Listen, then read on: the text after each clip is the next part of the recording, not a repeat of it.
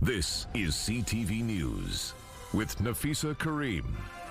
All of a sudden, things it went crazy. Tonight, the rising flood waters and the rush to escape as much of BC gets a wet wallop. Also, a scientific first. Incredible video from BC waters showing dolphins and orcas hunting together. Plus, Adam finds out how a man was inspired by his mom to realize two seemingly opposite childhood dreams. Later on the Sawatsky sign-off.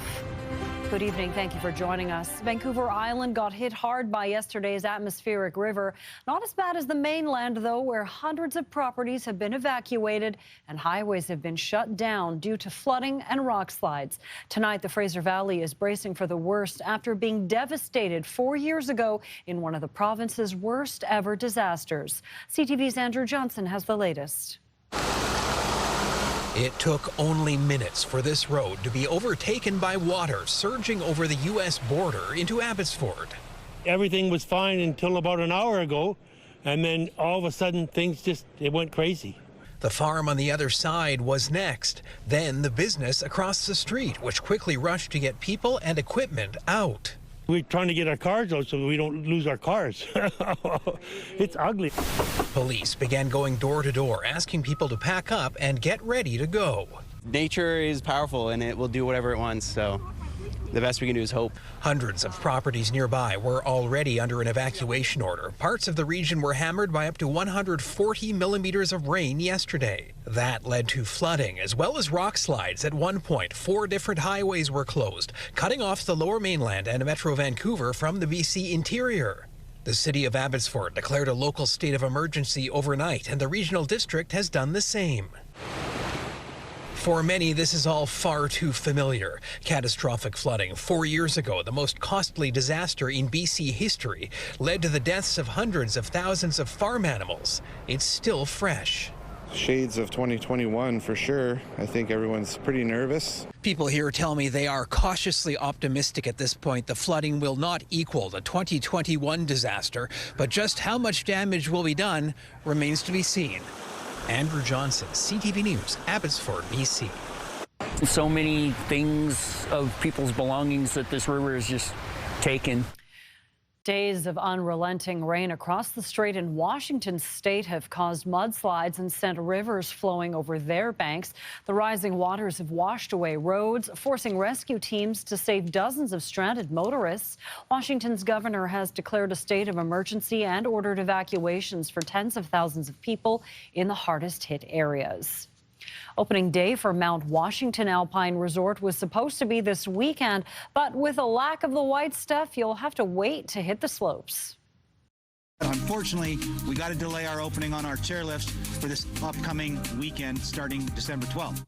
The resort took to their YouTube channel yesterday with the news saying opening day has been delayed due to lack of snow. The chairlifts will not be operating, and people are chomping at the bit. The resort says some 60,000 people have viewed its webcams in anticipation of ski season.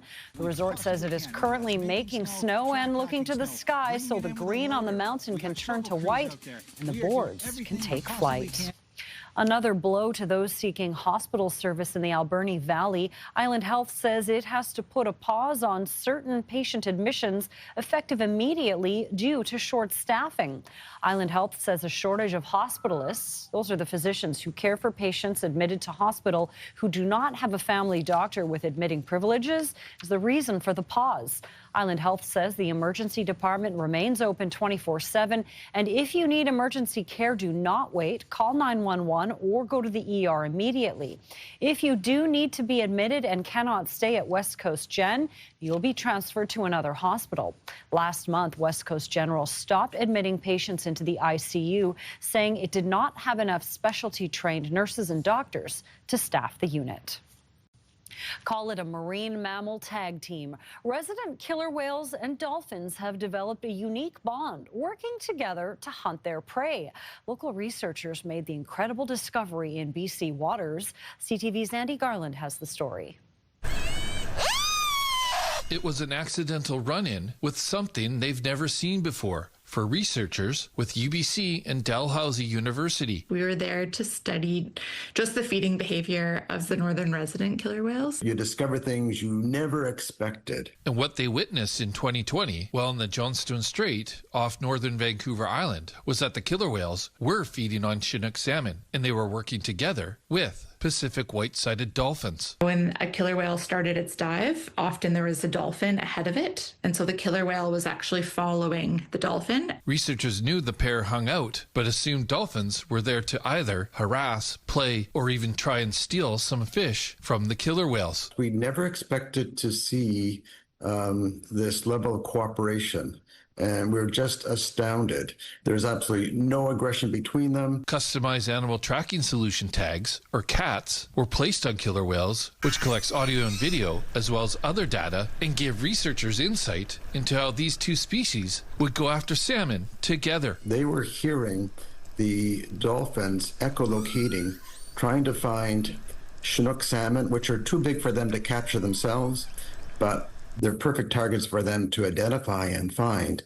And then the killer whale would take over to do the kill. The killer whales would resurface and share its kill with others from its pod. We see that, the dolphins are going after the scraps. So both species are kind of getting salmon. Another theory researchers have to why these two have a mutual bond is that the resident killer whales are acting like bodyguards from big killer whales who prey on dolphins. As long as the whales are hanging out with the dolphins have some protection. Researchers plan on collecting more data and hope this will prompt others to share information that they've seen on the unexpected relationship between these two. And this probably started well over 1,000 years ago. It's not a new trick. Andy Garland, CTV News. Fascinating. Well, a sea lion with a rope tightly tangled around its neck is eating and breathing a little easier tonight, thanks to the Marine Mammal Rescue Society. And a warning, some of the video in this report may be disturbing for some. A young female Steller sea lion was spotted over a month ago and again on December 9th, sitting on a dock in Cowichan Bay with a potentially lethal neck entanglement. The Marine Mammal Rescue Team and DFO were able to track that sea lion down, catch and free her. The mission wasn't without its challenges, though. Daylight was starting to disappear on us. So one of the boats was pulled out of the water. Our drone operator left. Our team was packed up, mobilizing. And then a member of the Cowichan tribes called us and said, he's back. This animal was really in bad shape, and we had to take the chance when we had it. And luckily, everything went really well, and that's thanks to just an incredible team that I have the privilege to work with and our DFO partners. The sea lion was seen swimming away, most likely relieved to have that rope removed and with a good story to tell her friends. If you notice a marine mammal in distress, you are asked to observe, record, and then report it to DFO. Potential return of a passenger light rail service on southern Vancouver Island took a major step forward today. This morning, the Lekwungen First Nations, along with local mayors, signed a partnership agreement called the Reconciliation Corridor Initiative.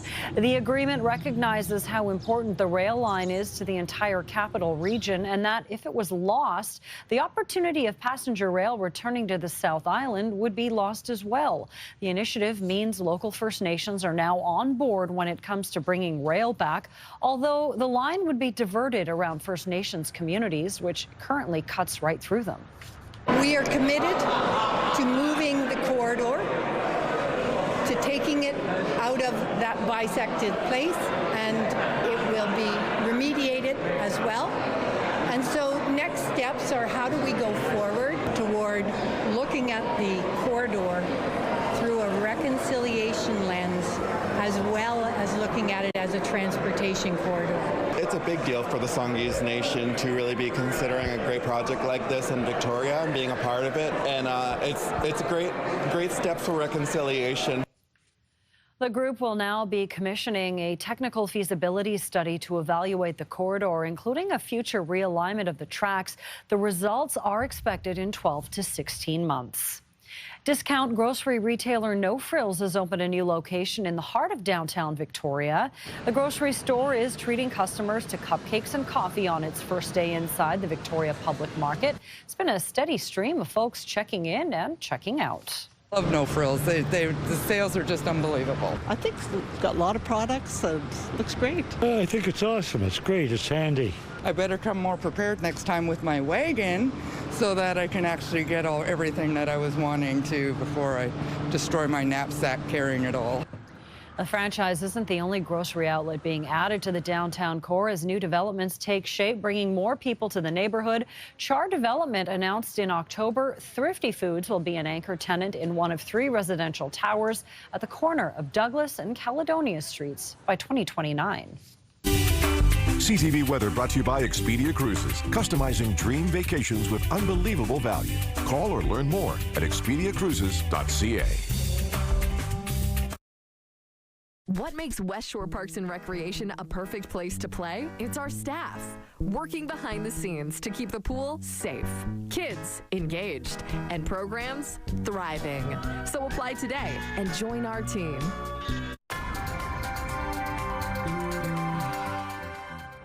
Time now for weather. And Josh, what a difference a day makes. Still some more rain in the forecast, especially for northern parts of the island over the next few days. The severe weather advisory is all done with. In fact, the rain should be done with in Victoria as we head through sort of the mid to late evening hours. Might be a couple scattered showers that kick around through the morning, but no heavy, steady rain. Watch the north. There comes one wave through the afternoon hours tomorrow, and then another one gets set to push through on Saturday. And pretty much all of that heavy, steady rain stays well to the north, Victoria, Nanaimo, but in areas like Port Hardy, you're going to get 10 to 20 millimeters of rain tomorrow, and then 20 to 30 millimeters of rain on Saturday. A little windy as well. Gusts tomorrow to about 40 kilometers per hour. Could see gusts in the 60 kilometer per hour range on Saturday. Bit of a break there early Sunday, and then the rain rolls back in late in the day on Sunday. Rain for, or at least the chance for the next 5 days. It will not be 5 days of non-stop rain, though. Occasional periods of rain for both tomorrow and Saturday. Could see some heavier, steadier rain there Saturday night into early Sunday morning, and then again Monday of next week. Temperatures around 8 or 9 degrees for the next few days. 10 to 20 millimeters out of the west coast tomorrow, and then 40 to 60. So we step things up a little bit there on Saturday. Gusts to around 40 kilometers per hour tomorrow, but could see gusts in the 50 to 60 kilometer per hour range for Saturday, Sunday. Periods of rain off and on in Comox tomorrow. Same goes for Saturday. It looks a little windy. Gusts to about 50 kilometers per hour.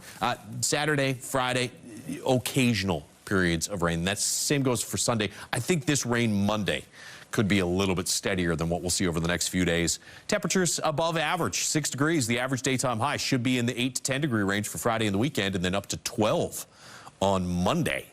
In Nanaimo, we'll see temperatures in that 11 or 12 degree range by Sunday, Monday as well. 9 degrees tomorrow, though. Cloudy skies, chance of showers, especially in the evening, and then some occasional periods of rain for Saturday, again, especially later in the day. And the same goes for Sunday night into Monday. Some occasional periods of rain. In Victoria, 7 degrees tomorrow morning. We'll see a chance of scattered showers through the morning hours. They're mostly cloudy, about 10, maybe 11 degrees for a high. 7 is average, so couple degrees above average tomorrow. 9 on Saturday with mostly cloudy skies. Chance of some showers late in the day. And then Sunday, periods of steadier rain. Doesn't look like it'll amount to all that much, maybe 2 to 5 millimeters worth of rain, but a little steadier Sunday as opposed to Saturday. CTV Weather is brought to you by Expedia Cruises for air, land, and sea vacations. Thanks, Josh. The Canada Mortgage and Housing Corporation released its annual rental market report today. The results show some positive signs for the capital region. Now, on the positive side, Greater Victoria's vacancy rate has risen to 3.3%. That's up from 2.6% last year. That's the highest it's been in the region since 1999. CMHC says a major cause is an outflow of temporary foreign workers and international students, as well as quite a few multi-unit buildings coming online. The not so good, CMHC says the average rent growth was a little more than 5% over last year, adding to our affordability issue. That's mainly due to turnover rates being higher, because we are seeing a lot of turnover happening in Victoria, meaning that existing tenants move to a new unit, and that existing unit now becomes available in the market to be rented, and landlords probably increase the existing rent. So that is driving mainly that rent growth possibly, and a lot of newer units being added to the market too, which kind of are in that higher price point. Home for a Living is a group that advocates for reforms when it comes to getting more affordable housing built in Greater Victoria.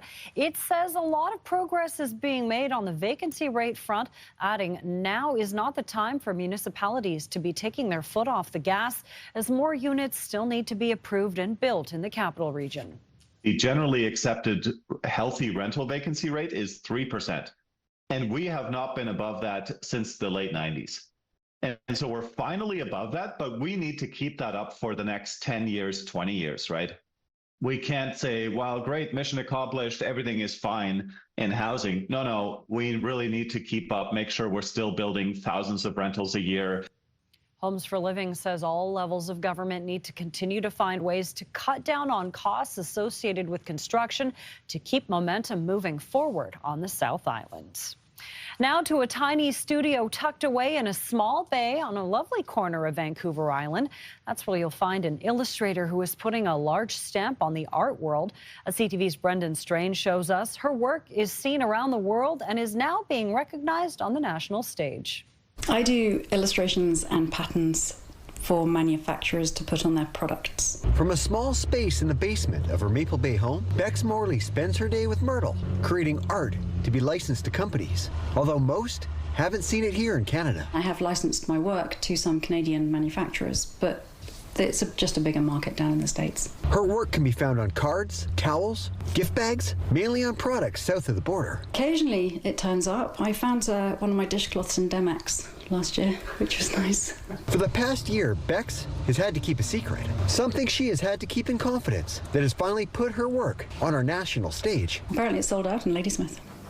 I didn't know people sold out of stamps. Canada Post was looking for an illustrator for its yearly limited edition Nativity Scene. That's when the Postal Service found her artwork. And then they asked me to put together some sketches and things like that to see if they liked what I did, and they did. Her stamp was supposed to be released for the Christmas of 2026, although Canada Post moved that timeline up, releasing it this year instead, meaning Bex no longer needed to keep her secret. I hit Canada in a big way with the stamp. That's quite exciting. Canada Post has been releasing new stamps to celebrate the holidays since 1964. I feel very honoured to have been chosen by Canada Post to do this. Now the illustrator's work can be seen across Canada. As well, it's being collected by stamp collectors nationwide. So now, Bex no longer needs to explain what she does for a living from her cozy Maple Bay studio, alongside her sidekick, Myrtle. It's quite nice that people who know me and know what I do finally get to see something I've done. Brendan Strain, CTV News, Maple Bay. Coming up, artistic athlete Adam finds out how one larger-than-life vacation as a child inspired a man to grow up and realize two lifelong dreams. Next on the Sawatsky Sign-Off. A trusted voice focused on Vancouver.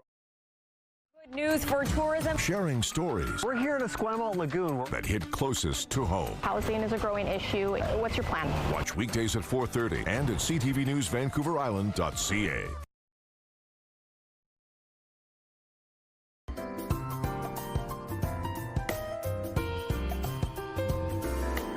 Finally, Adam finds out how a man was inspired by his mom to realize two seemingly opposite childhood dreams on the Sawatsky Sign-Off.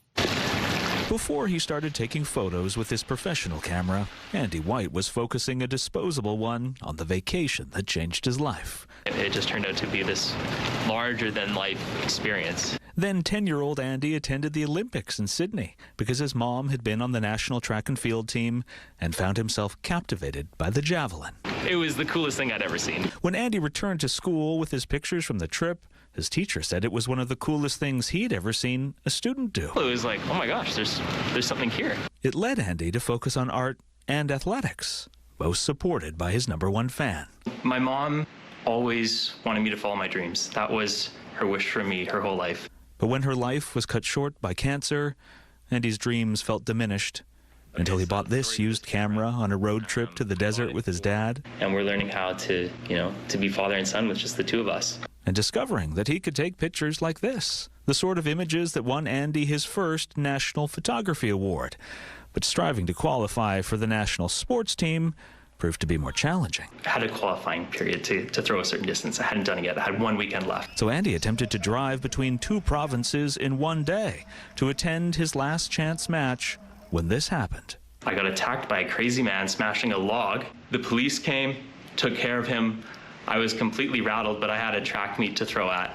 So Andy soldiered on and ended up winning his first 2 national competitions after earning his first spot on the same team his mom was once on. This is my mom's Team Canada jersey, and I got to put it with mine, which I thought was really special, that I got to honor her in following my dreams, because that's what she wanted for me.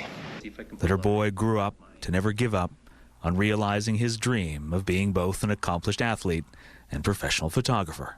It was such an important lesson. It's not over till it's over, and keep going. So much so I have that tattooed on my arm. Adam Swatsky, CTV News, Vancouver. Keep going. That is it for CTV News Vancouver Island. Thank you so much for joining us. Good night.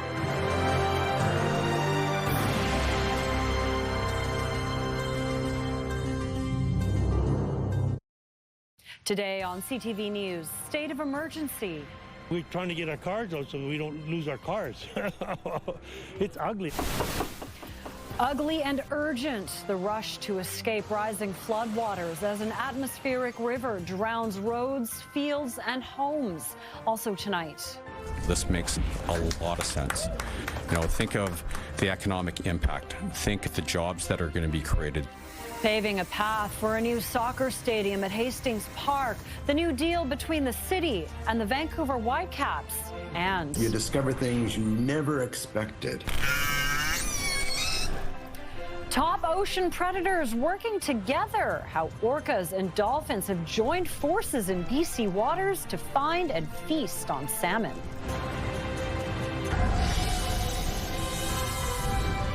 This is CTV News with Nafisa Kareem.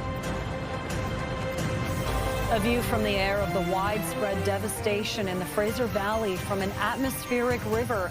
This is what it looks like in Abbotsford near the border. The Sumas Prairie underwater. Farms and homes flooded. The Huntington border crossing is shut down as the Nooksack River spills into Abbotsford. Hundreds of properties under evacuation order, and a local state of emergency remains in effect. Good evening and thank you for joining us. Much of the Fraser Valley remains under a flood watch tonight as river levels remain high and are still rising in some places. And this follows an intense downpour over 24 hours. CTV's Michelle Bernoro is live in Abbotsford where more than 1,000 properties are under evacuation alert tonight. Michelle. And Nafisa, as you can see, the floodwaters have crept into this subdivision that's right along the border in Abbotsford. The situation here has been changing all day. We've seen roads being shut down as those floodwaters continue to spread. The floodwaters in Sumas, Washington suddenly began to rise sharply around 10 this morning. One witness saying they went up about a foot in 20 minutes. In no time, that water was pouring across the border onto this Abbotsford roadway. Forklifts were used to move large sandbags into place, but they were no match for the surge of water that just kept coming. As a recycling business scrambled to move what it could, the waters kept rising, cars in deep water, roads submerged. Everything was fine until about an hour ago, and then all of a sudden things it went crazy. We've been sandbagging. We put about 40 sandbags to block the road a bit so we can divert the water a bit, but you can see over there it's bad. Police pushing everyone back as the floods expanded. In less than an hour, the change was dramatic, and in 2 hours, an area of Sumas Prairie looked like a lake. Meanwhile, farmers are trying to protect their animals and properties, in some cases moving cattle to higher ground. Now, farmers here say that they are hoping for the best, but they are bracing for the worst. But there is also anger tonight that more has not been done to prevent this sort of a situation from happening again. Nafisa? Michelle Bernoro live for us tonight. Thank you, Michelle. Now, all that rain has triggered a local state of emergency and is impacting major highways. The Coquihalla was shut down in both directions but has since reopened. Drivers heading west on Highway 1 from Hope can get through, but eastbound traffic is closed. Some 400 properties in the Fraser Valley are under an evacuation order. Flood warnings, which are the highest alert issued by the River Forecast Center, remain in effect. It started rising pretty rapidly, and now it's kind of made its way to our house here through the neighborhood. If you're living in an area that is at risk of flooding, you should have a grab-and-go bag ready for everyone in your household, including pets, particularly if you are under evacuation alert. Seamath Elementary School in Abbotsford has been closed until further notice due to an evacuation order in the area. The province is urging people to avoid non-essential travel to the Fraser Valley. Now, that atmospheric river dumped as much as 145 millimeters of rain in 24 hours, and there is more rain on the way, and we'll have the details coming up a little later in the broadcast.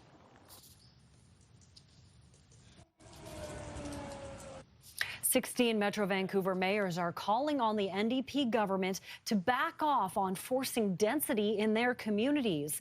They want the province to repeal legislation related to housing targets and put an end to density mandates. The legislation requires municipalities to allow at least 4 units on single-family lots and heavily increase zoning around transit hubs. The mayors have written a letter to the Premier, frustrated with what they say has been a lack of consultation.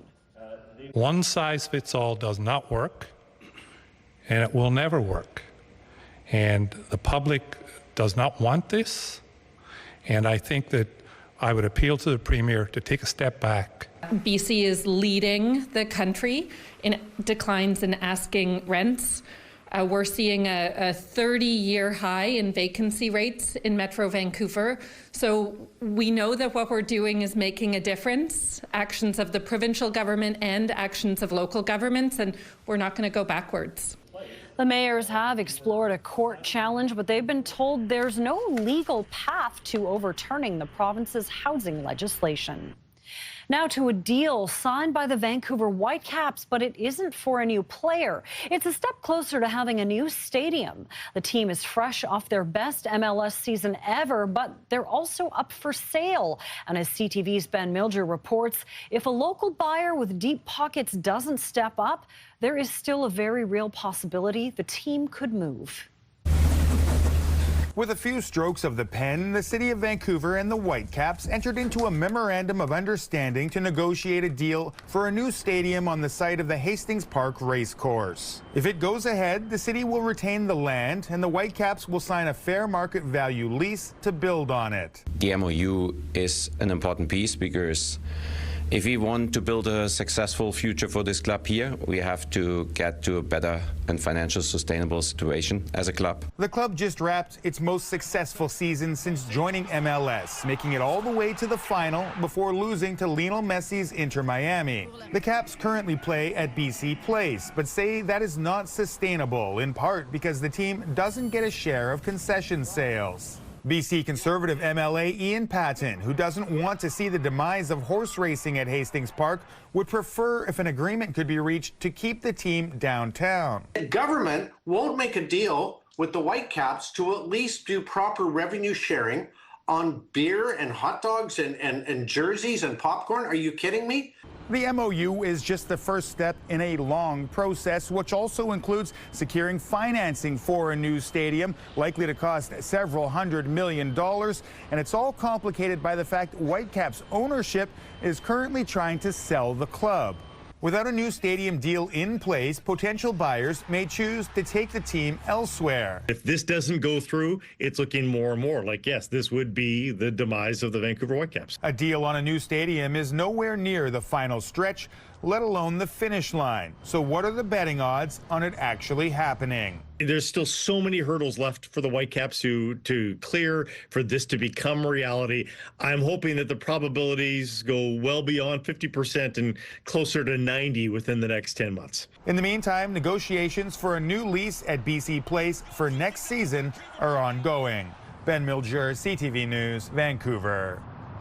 After the break, extraordinary partnership. Incredible video from BC waters showing dolphins and orcas hunting together for the first time. We'll be right back. Call it a marine mammal tag team. Resident killer whales and dolphins have developed a unique bond, working together to hunt their prey. Local researchers made the incredible discovery in BC waters. CTV's Andy Garland has the story.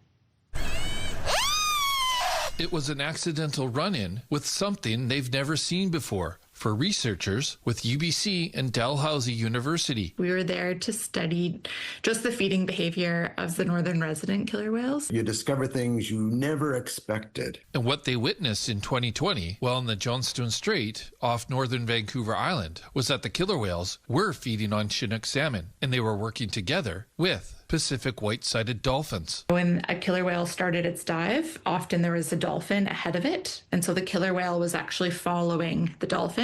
Researchers knew the pair hung out, but assumed dolphins were there to either harass, play, or even try and steal some fish from the killer whales. We never expected to see this level of cooperation. And we're just astounded. There's absolutely no aggression between them. Customized animal tracking solution tags, or CATs, were placed on killer whales, which collects audio and video, as well as other data, and gave researchers insight into how these two species would go after salmon together. They were hearing the dolphins echolocating, trying to find Chinook salmon, which are too big for them to capture themselves, but they're perfect targets for them to identify and find. And then the killer whale would take over to do the kill. The killer whales would resurface and share its kill with others from its pod. We see that, the dolphins are going after the scraps. So both species are kind of getting salmon. Another theory researchers have to why these two have a mutual bond is that the resident killer whales are acting like bodyguards from Big's killer whales who prey on dolphins. As long as the whales are hanging out with the dolphins have some protection. Researchers plan on collecting more data and hope this will prompt others to share information that they've seen on the unexpected relationship between these two. And this probably started well over 1,000 years ago. It's not a new trick. Andy Garland, CTV News. A warning, some of the video in this next story may be disturbing for some. A sea lion with a rope tightly tangled around its neck is eating and breathing a little easier tonight thanks to the Marine Mammal Rescue Society. The young female Steller sea lion was spotted over a month ago and again on December 9th, sitting on a dock in Cowichan Bay with a potentially lethal neck entanglement. The Marine Mammal Rescue Team and DFO were able to track the sea lion down, catch and free her. The mission wasn't without its challenges, though. We had to take the chance when we had it, and luckily everything went really well, and that's thanks to just an incredible team that I have the privilege to work with and our DFO partners. The sea lion was seen swimming away. Now, if you notice a marine mammal in distress, you are asked to observe, record, and then report it to DFO. After the break, how a BC artist's work is going from a tiny studio to big-time distribution on letters and cards across Canada. And later, we've got goats, firefighters, and snow making for a very high-altitude rescue. The scenic save still to come as CTV News at 5 continues.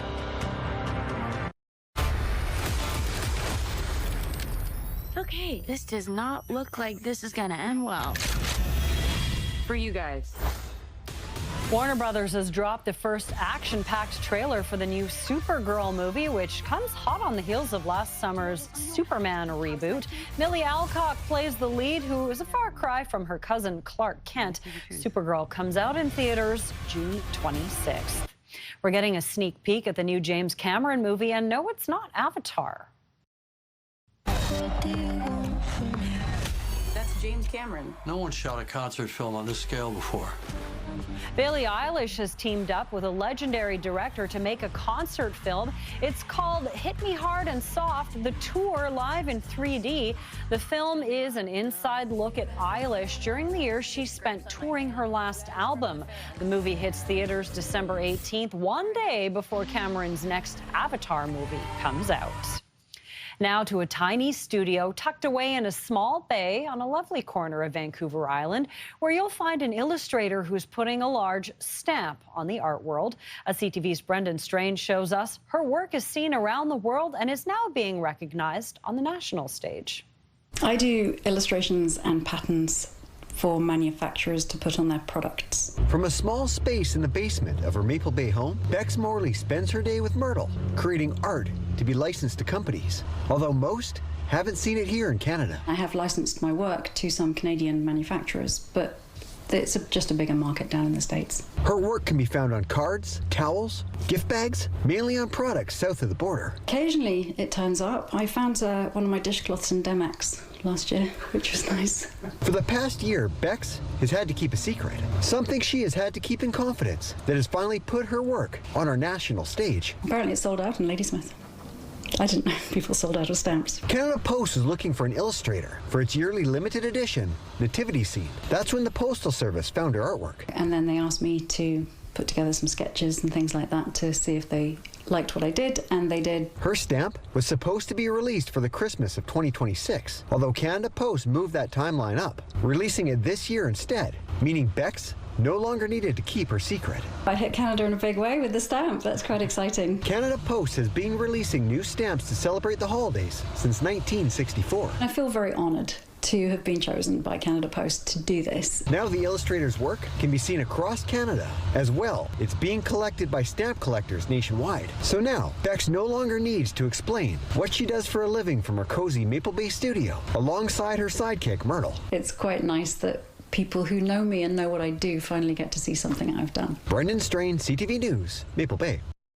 After the break, a snowy rescue involving goats and firefighters. Plus, I realized that that's the closest I've ever come to dying. You're looking at a pair of hikers stuck in quicksand. It took a couple of attempts, but we'll show you how rescuers got them out. We'll be right back. With the countdown to Christmas ticking down, many are scrambling to finish their shopping, but that's opening the door for scammers to try and take advantage. CTV's Stephanie Seacoast now with advice on how to shop safely and the last-minute tips that could save your wallet. The advice for holiday shoppers is simple. Don't leave any valuables visibly in your vehicle. Put any packages that you do buy in the trunk. So again, secure everything in the trunk. So it's not uncommon for thieves to be out in parking lots, watching shoppers' habits. When it comes to shopping online this time of year, scammers do love a sense of urgency. You know, they know that people are rushed and trying to make last-minute decisions, so that's when they try to step in and take advantage of you. For those doing some last-minute shopping, the Better Business Bureau has put out a few tips to stay safe. Be cautious of fake websites and social media ads. Don't rush while checking out. Use secure payment methods. Professional photos do not mean it's a real offer, and read the fine print. When you're scrolling and you're seeing ads for, heavily reduced items, sometimes those websites or those ads can be fraudulent. So it's just, always making sure that you're checking to make sure the website you're shopping on is secure. As those online packages get delivered. I know it's not always easy, but try to be home for when your package is scheduled to arrive. If not, see if a neighbor could pick up the package for you. Whether you do your shopping online or in person, make sure you're monitoring your Visa and, credit card balances to make sure there's no fraudulent transactions.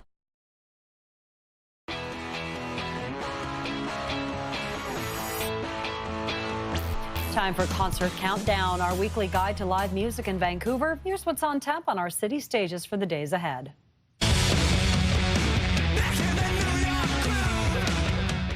Vancouver rockers Hotel Mira will play the Vogue Theatre this Saturday. It's the last North American tour stop on the band's Pity Party tour, supporting their sophomore album.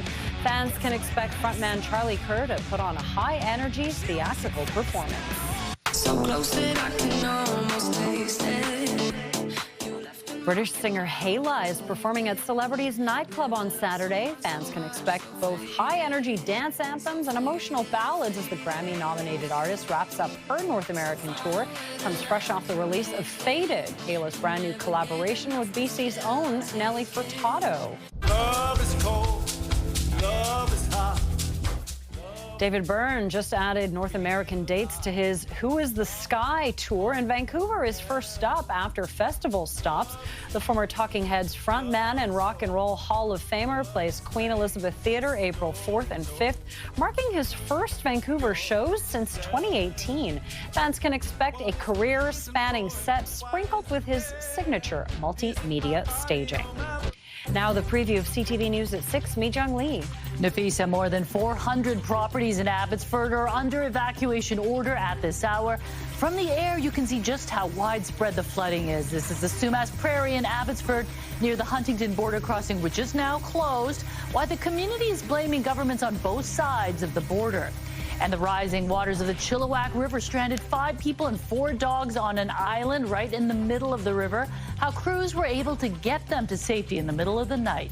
And CTV's Rob Buffum asked the Premier how the province is responding to concerns about a repeat of the flooding disaster of 2021. Back at 6. Nafisa? Thanks, Mi-Jung. It's a pair of very different rescues on different ends of the world. One takes place deep in quicksand, while the other is thousands of feet in the air. Patrick Cornell has both rescue missions in today's Take a Look at This.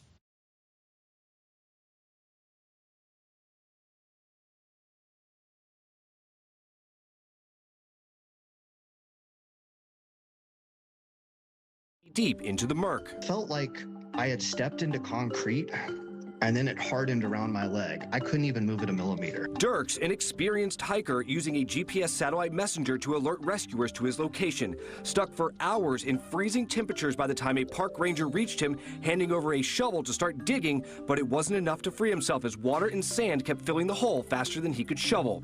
A short time later, the cavalry arrived.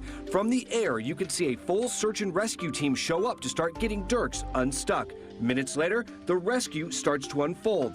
Crews expertly laid out a ladder and traction boards, giving the team the ability to pull Dirk's out of the jam and get him to safety, stopping to snap this pic of the scene after finally being freed. Dirk's is doing okay after that scary ordeal, but knows it was a narrow escape. I realized that that's the closest I've ever come to dying. I literally owe my life to them. On the other side of the world, a herd of goats stuck in a bad situation. The animals had been reported missing from a farm in northern Italy. Turns out they'd wandered way up a mountain. Hold on, let's take a pause and just check out that incredible view. Carrying on, rescuers from the country's fire service, I guess they do snow too, took a chopper up the mountain and found the herd at an altitude of 8,200 feet, and it seems they were happy to be found. In total, crews located 37 goats, all in good condition. The team rounded them all up and marched them about 6,000 feet down the mountain to the safety of their pasture. For Take a Look at This, I'm Patrick Cornell. We've got more livestock news for you now. The Toronto Zoo gave a sneak peek of 2 new hairy additions this morning. Meet Blue and Jay, 2 Highland cows named after, well, you guessed it, the Toronto Blue Jays. The half-brothers were introduced to the public this morning at the zoo, and with those shaggy double coats, you know they're ready for the cold. The Blue Jays sent their own animal ambassador to today's introduction, the team's mascot, Ace. Look at that cow frolic. Hey, that's all for us tonight. For CTV News at 5. We'll be back, though, at 6 with Mi-Jung Lee. Right now, here is Sandy Ronaldo with CTV National News. Good night.